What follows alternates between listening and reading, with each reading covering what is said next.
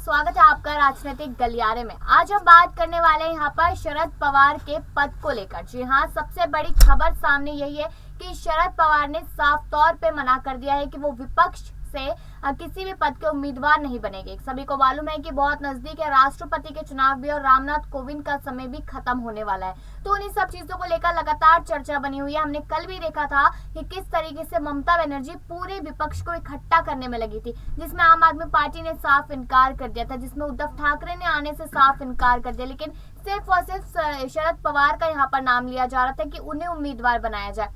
संजय राउत ने भी यहाँ पर टिप्पणी की थी कि वो बहुत बेहतरीन नेता है, उनको मौका दिया जाए, लेकिन आज साफ तौर पे क्लियर हो चुका है कि शरद पवार साफ तौर पे मना कर चुके कि वो विपक्ष का हिस्सा नहीं बनेंगे। तो कहीं ना कहीं इशारा उनका यही है कि केंद्र सरकार उनके लिए कुछ करे, केंद्र सरकार ही उनको एक बड़ी जिम्मेदारी दे। तो ऐसा होगा नहीं होगा या फिर और क्या क्या दिक्कतें सामने आ सकती है, तो उसी चीज को लेकर आज हम चर्चा करेंगे। हमारे साथ दीपक यहाँ पर मौजूद है, तो स्वागत है दीपक आपका।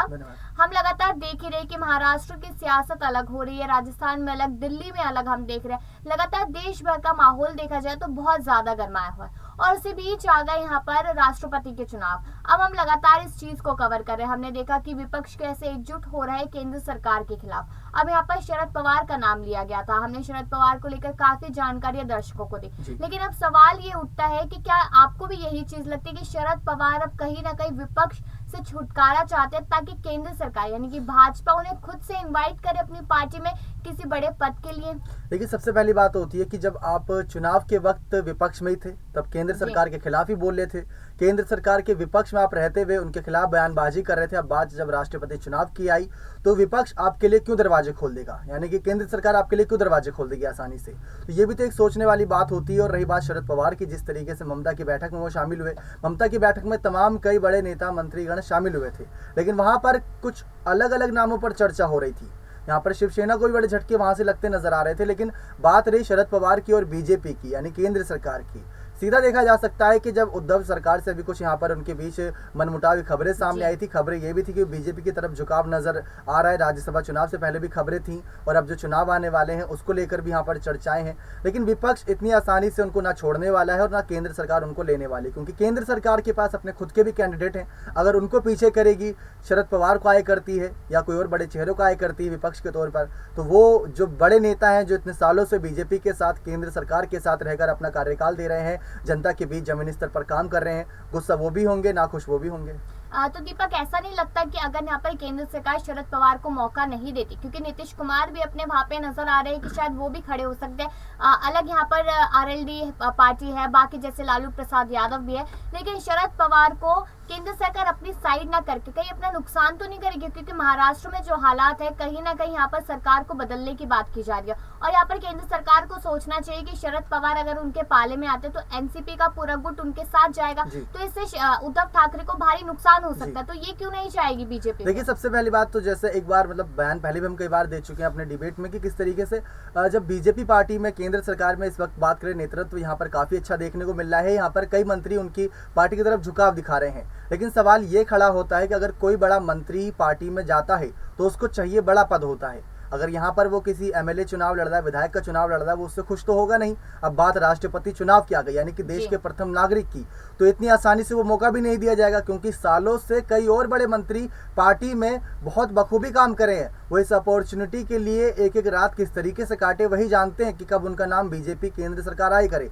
पिछली बार रामनाथ कोविंद के नाम पर ही बहुत चर्चाएं हुई थी, उनसे पहले भी कई सारे कैंडिडेटों के नाम सामने आए थे, लेकिन रामनाथ कोविंद को आय किया गया। आप सबके सामने नतीजा भी है। तो केंद्र सरकार बहुत अच्छी नेतृत्व के साथ सोची समझी राजनीति कर रही है। हो सकता है कि शरद पवार को अपने साथ शामिल कर लें, आने वाले वक्त में उनका इस्तेमाल और होगा, क्योंकि महाराष्ट्र में भी कई चुनाव होने हैं और केंद्र सरकार किस तरीके से शरद पवार को अगर शामिल करती है, जैसा आपने बताया, कई सारे और यहाँ पर नेता उनके साथ पीछे चल देंगे और उद्धव ठाकरे को बड़ा झटका लगेगा। लेकिन उद्धव की भी यहाँ पर खबरें पहले थी कि वो बीजेपी की तरफ झुकाव दिखा रहे हैं, जिस तरीके से हिंदुत्ववाद की तरफ बढ़ावा दिखाते नजर आ रहे हैं। यहाँ पर शिवसेना अयोध्या दौरा भी जब हुआ यहाँ पर अभी बीच में उनके बेटे का, तो उस पर भी काफी चर्चाएं थी। तो राष्ट्रपति चुनाव बहुत जरूरी हो चुका है केंद्र सरकार के लिए भी, क्योंकि लोकसभा चुनाव को भी यहाँ पर ध्यान में रखना होगा। बड़े से बड़े बागी विधायक नेताओं को अपने साथ शामिल करोगे तो आपका गुट उतना ही मजबूत होगा और विपक्ष उतना ही कमजोर। ये बात तो ठीक है कि बागी नेताओं को अपने साथ अगर इकट्ठा करते हैं तो मजबूत होगा, लेकिन कहीं ना कहीं ये चीज भी हो सकती है कि किसी और पार्टी के नेता को वो तवज्जो देना अपनी पार्टी के नेताओं के साथ यहाँ पर बेहुदगी करने वाली बात हो सकती है या फिर उनको नाराज करने वाली बात हो सकती है। वो हमेशा हमने देखा है कि भाजपा में अंदरूनी कलह भी चलते रहते हैं, लेकिन कभी भी इतने बाहर तक नहीं आते कि उनसे जनता को दिक्कत हो, जिस तरह से कांग्रेस पार्टी में होता है। लेकिन यहाँ पर एक और चीज सामने आ जाती है कि अगर यहाँ पर बीजेपी सोच समझ के शरद पवार को अपने पाले में ले भी लेती है और राष्ट्रपति पद के लिए आगे भी कर देती है, तो इसका मतलब तो पूरी तरीके से समझा जा सकता है कि एनसीपी अब शिवसेना से अलग हो चुकी है, यहाँ पर गठबंधन टूट चुका है। तो यहाँ पर अभी हम देख रहे हैं कि दिल्ली में हालात जो कांग्रेस पार्टी के हो रखे हैं, कांग्रेस पार्टी कब खत्म हो जाए, बचे ना बचे कुछ कहा नहीं जा सकता। कांग्रेस पार्टी हट जाएगी अगर हम लगाए ऐसा, उसके बाद एनसीपी से यहाँ पर शरद पवार बीजेपी की तरफ चले जाएंगे, बच जाएंगे अकेले यहाँ पर उद्धव ठाकरे। तो वो महाराष्ट्र में अपनी सियासत को कैसे बचा पाएंगे, कैसे वापस सरकार को ला पाएंगे आने वाले चुनावों में? देखिए, महाराष्ट्र में भी राज्यसभा चुनाव के नतीजे बहुत बड़े तस्वीरें साफ कर रहे हैं, इस बड़े संकेत की ओर इशारा कर रहे हैं कि आने वाले जो चुनाव होने वाले हैं उसमें शिवसेना यानी कि उद्धव सरकार की खैर नहीं, क्योंकि बीजेपी बहुत अच्छे मजबूत गठजोड़ के साथ आगे बढ़ रही है। और इसमें तो नवनीत राणा को भी शामिल किया ही नहीं था, वो तो नाम दूर ही रखा था। आने वाले वक्त में उनको भी एक बड़ा दाव के रूप में खेल सकते हैं। और उसके बाद अगर शरद पवार यहाँ पर बीजेपी में शामिल होते हैं तो उद्धव की हार वहां पर नजर आने लग जाएगी। राज ठाकरे उद्धव सरकार के खिलाफ पहले बयानबाजी करते हैं तो उद्धव सरकार तो चौतरफा फंस जाएगी। और उसके बाद यहाँ पर बात रही राष्ट्रपति चुनाव की। राष्ट्रपति चुनाव में जैसा कि आपने कहा कि अगर बेहुदगी वाली बात होती है दूसरे नेताओं के साथ, अगर विपक्ष के नेताओं को अपने कैंडिडेट के रूप में खड़े करती है तो वो सवाल एक खड़ा होता है। लेकिन उससे पहले एक सवाल ये खड़ा होता है कि इन दिनों धार्मिक संप्रदाय को लेकर जो दंगे भड़के रहते हैं, मामले काफी गंभीर रहते हैं हिंदू मुस्लिम का, अगर इन सब के बीच लोकसभा चुनाव से पहले कोई मुस्लिम चेहरे के रूप में कैंडिडेट खड़ा कर दिया यहाँ पर केंद्र सरकार ने, तो क्या वो ज्यादा प्रभावी नहीं रहेगा? यहाँ पर कई सारे नाम सामने आए थे, मुख्तार अब्बास नकवी से लेकर कई और बड़े नेताओं के नाम सामने आए थे, तो वो भी तो एक बड़ा एक्सपेक्टर रह सकता है ना इस राष्ट्रपति चुनाव में। देखिए, वो चीज भी हो सकती है, क्योंकि अगर आपने मुख्तार की बात की तो वो भी बहुत बेहतरीन नेता है और वो लगातार अभी सुर्खियों में बने हुए हैं जिस तरीके से। तो यहाँ पर एक और ये सवाल रहेगा कि अभी हमने देखा कि काफी दिनों से नवनीत राणा को लेकर कोई खबर सामने नहीं आ रही थी। अब यहाँ पर आदित्य ठाकरे अयोध्या पहुंचे, अयोध्या में तस्वीरें सामने की कुछ संत थे जो लगातार विरोध करते नजर आ रहे थे। उन्होंने कहा कि है तो ठाकरे परिवार ही ना, किसी ने कुछ भी कहा। फिर दूसरी तरफ तस्वीरें सामने आई कि उनको मंदिर में उनका स्वागत किया गया, उन्हें आरती के लिए भेजा गया। तो यहाँ पर नवनीत राणा ने अपने बयानबाजी की, उन्होंने कहा कि जो लोग भगवान को मानते नहीं, जो हनुमान जी को कुछ नहीं समझते, तो वो कैसे मंदिर जा सकते, क्या उनमें कोई धर्म भेदभाव नहीं है? इस तरह के उन्होंने अपने अपने बयान दिए। तो उसके दीपक क्या लगता है आपको कि यहाँ पर नवनीत राणा एक बार फिर से कुछ ऐसा करने वाली है, क्योंकि कश्मीर का मुद्दा भी एक बार फिर से उठने वाला है और इसी बात को लेकर उद्धव ठाकरे एक बार फिर यहाँ पर बयानबाजी करते नजर आए थे। देखिए, राज्यसभा चुनाव से पहले भले थोड़ी बहुत चुप नजर आए नवनीत राणा, लेकिन आने वाले वक्त में महाराष्ट्र में कुछ चुनावी सियासतें गरमाएंगी और इन सब में नवनीत राणा ने पहले ही बात क्लियर कर दी थी कि मैं उद्धव सरकार के खिलाफ हर उस जगह खड़ी नजर आऊंगी जहां पर उनका नाम जुड़ेगा। ठाकरे का नाम जुड़ते ही वो यहाँ पर नजर आती है, राज ठाकरे नहीं, उद्धव यहाँ पर परिवार से जो भी नाम सामने आता, उन्होंने अपने बयान में रश्मि ठाकरे तक को नहीं छोड़ा था।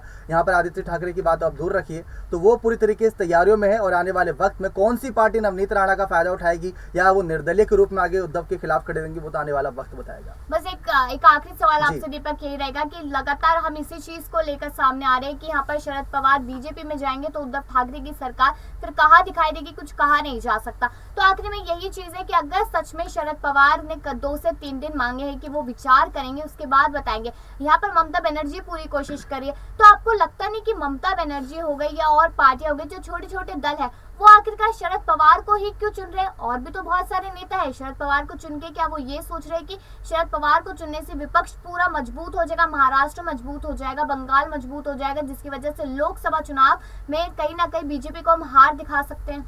देखिए, शरद पवार का राजनीतिक करियर आप खंगालेंगे ना तो बड़े उम्दा तरीके से उन्होंने अभी तक सारी रणनीतियां यहाँ पर सामना करते हुए महाराष्ट्र में एक अपनी अलग जगह बना रखी है। उद्धव ठाकरे का नाम सामने आता, लेकिन शरद पवार की भी एक अलग ओहदा, एक अलग पद है और एक अलग मान सम्मान है। तो मान सम्मान को देखते हुए ही ममता बनर्जी जिस तरीके से, ममता बनर्जी का सीधा निशाना लोकसभा चुनाव है। आपको बता दें कि विपक्ष एक साथ करना चाहती है, महाराष्ट्र से अगर शरद पवार को लाना चाहती है तो मतलब आम आदमी पार्टी को भी उन्होंने यहाँ पर न्योता भेजा था इस बैठक में। हर पार्टी को शामिल करना चाहती है, हर पार्टी के बड़े नेताओं को शामिल करना चाहती है, जो कह सकते हैं पार्टियों की एक तरीके से रीढ़ की हड्डी। अगर शरद पवार निकल जाते हैं तो उद्धव ठाकरे का क्या होगा? आप खुद सोचिए ना कि किस तरीके से जो गठबंधन से उद्धव सरकार एक चली थी, कांग्रेस का यहाँ पर दामन थामना पड़ा था, गठबंधन किया था, तो वो टूट जाएगा तो विपक्ष वैसे कमजोर हो जाएगा, लेकिन विपक्ष को एक साथ लाना चाहती है वो। जी शुक्रिया दीपक आपका। अब लगातार हम यही देख रहे हैं कि यहाँ पर बीजेपी भी शायद कोई एक बड़ा दाव खेल सकते हैं शरद पवार को लेकर, और शरद पवार भी कोई बड़ा फैसला यहाँ पर ले सकते हैं। अभी भले यहाँ पर विपक्ष कितना भी मजबूत होने की कोशिश करता नजर आ रहा हो, लेकिन सवाल यहाँ पर ये भी उठेगा कि जब 2024 के लोकसभा चुनाव आएंगे